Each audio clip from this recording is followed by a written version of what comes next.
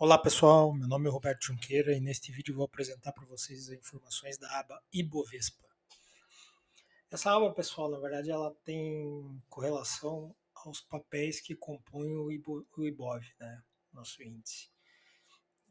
O sistema JetQuant, todo dia de manhã antes de abrir o pregão, né, ele vai na publicação oficial da B3, né, onde são de tempos em tempos a B3 faz um rebalanceamento do Ibov, né? Adicionando ou removendo papéis ou mudando a relação do peso deles baseado no volume que é negociado ao longo do tempo.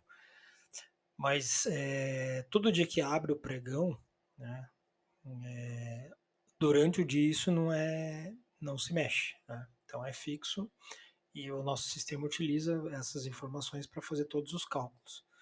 Então aqui como a gente pode ver aqui em cima, a gente tem o status das ações, né? Então, hoje o Ibovespa está composto por 86 ações, né? Mas já teve com menos ou um pouco mais, ele sempre fica alternando ali, mais ou menos nesse valor de número de papéis, né? Então, dessas 86, né, agora são 4h38 da tarde, as 86 estão em negociação, né? Não tem nenhuma suspensa ou em leilão nesse momento, que pode ocorrer também durante o dia, né? Aqui do ladinho a gente tem a descrição das variações, né? Então, dessas 86, nós temos 27 caindo, né? Ou seja, com valor negativo, 3 neutras, ou seja, com 0 a 0, ali 4 agora, né? E 57 positivas. Né? Dentro do parênteses, nós temos o percentual em relação ao total. Aqui ao centro, nós temos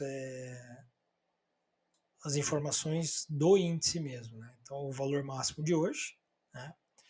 O valor mínimo e o valor atual. Esse valor atual, ele na verdade ele é atualizado a cada 30 segundos. Tá?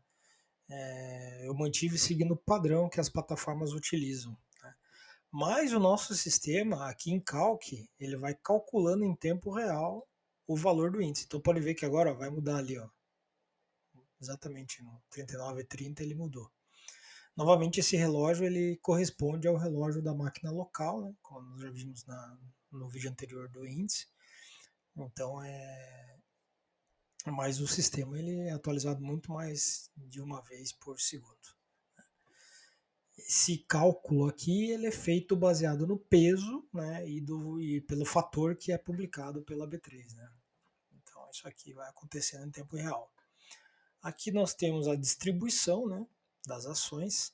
Essa distribuição ela calcula o percentual desconsiderando as neutras, porque as que estão neutras não estão exercendo nenhum peso, né, no movimento do preço. Então ela considera apenas as positivas e negativas. Né? Então veja, nesse momento a gente está com 3 neutras, então das 86, ele está assumindo 83 para o cálculo percentual. Né? E aqui o peso dessas ações, né?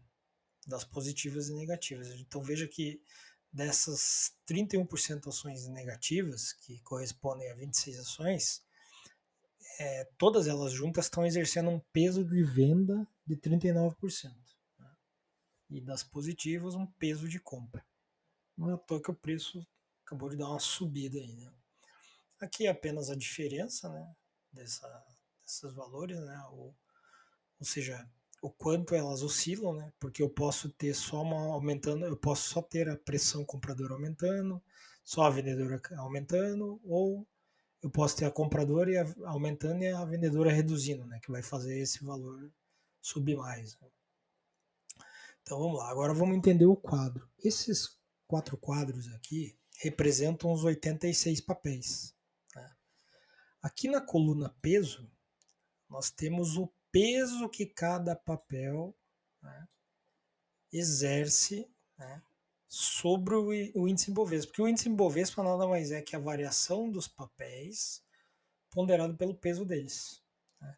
Então a gente sabe que a Vale, que é a nossa ação que tem o maior peso, né, ela representa 12,625% do índice, né, e assim por consequência, né, por sequência.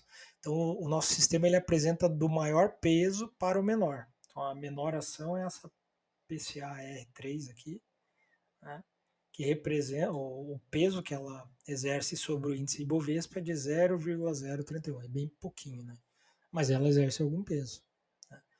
O que o pessoal se confunde muito, né, até não gosto de falar da concorrência, mas o pessoal acaba analisando o índice olhando apenas a Vale, a Petro, a Itaú, né, a Eletrobras, a própria papel da B3, né, do Bradesco, que são a Ambev, a VEG, que são as ações aqui que têm o maior peso. Né? Você pegar aqui essas primeiras aqui, né, que são as que têm o maior peso.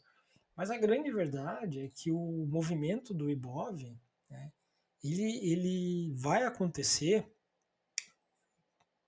baseado no peso, é óbvio, mas baseado no movimento que aquele papel está fazendo. Né? Porque, por exemplo, se a Vale, que tem 12%, ela fizer um movimento de 0,01, né, enquanto, por exemplo, vamos pegar aqui a PBSE3 aqui, que tem 1% de peso, fizer um movimento de 10% no papel, ela vai estar exercendo praticamente o mesmo peso, né, instantâneo. Então a gente tem que avaliar isso de forma ponderada, não de forma só olhar a variação. Né? Essa segunda coluna aqui é a variação do papel. Né? Então vejam que aqui na primeira linha a gente tem o Ibov, né? Então o Ibov agora está com 0,32% positivo. Né? Então veja, a Vale ela está com 1,14% positivo. Né? Mas veja que o nosso sistema está mostrando o seguinte, apesar dela estar positivo, neste momento a Vale está sofrendo uma pressão vendedora de menos 0,6%. Isso aqui varia de menos 100 a mais 100, a pressão. Então veja que o peso que ela está exercendo no preço atualmente é para baixo. E se eu olhasse então só o valor do papel, eu estaria fazendo uma leitura equivocada. Né? Então o sistema ele acumula todos esses papéis instantaneamente para chegar nessa pressão dos papéis aqui. Ah, o que significa 9%? Assim, ó, quando for topo, isso aqui vai ser 100%. A gente vai fazendo um novo topo. Quando vai fazendo um novo fundo, vai ser menos 100%. Né? E daí que entram as cores. Né? Então, positivamente falando, então quando o papel está com zero de pressão, igual esses dois aqui, ó, esse aqui do Fleury e esse aqui que eu não me lembro qual que é. O Fleury agora ficou zero, ele fica preto.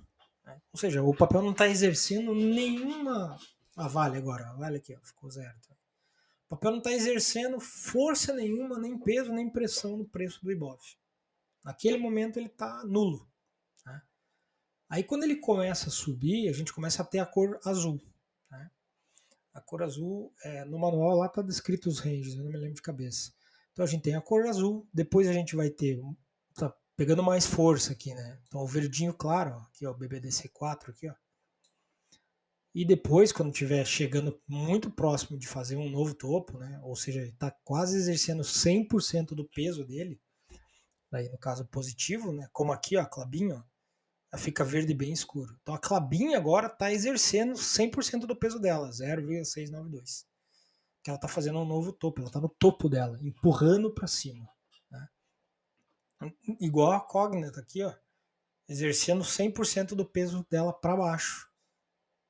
Ó, ela está com 1,6, agora acabou de subir um pouquinho. Ó.